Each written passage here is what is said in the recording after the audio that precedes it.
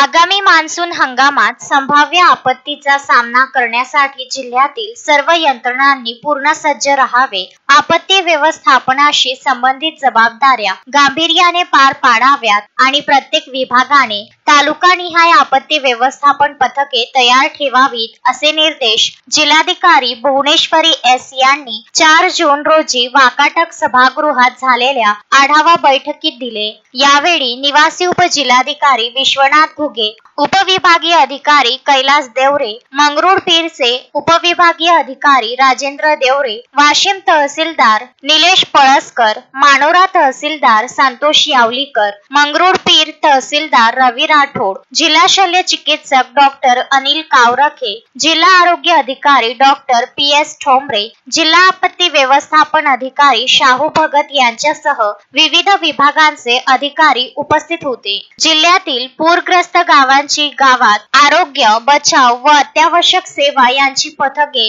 24 तास सज्ज ठेवावीत. तसेच महापुराच्या संभाव्य प्रभावाखाली येणाऱ्या गावांबाबत सविस्तर चर्चा झाली. महावितरण विभागास वीज अटकाव यंत्रांची तपासणी करून आवश्यक दुरुस्ती करण्याचे निर्देश देण्यात आले. अक्षय लोटे, विदर्भ न्यूज, वाशिम.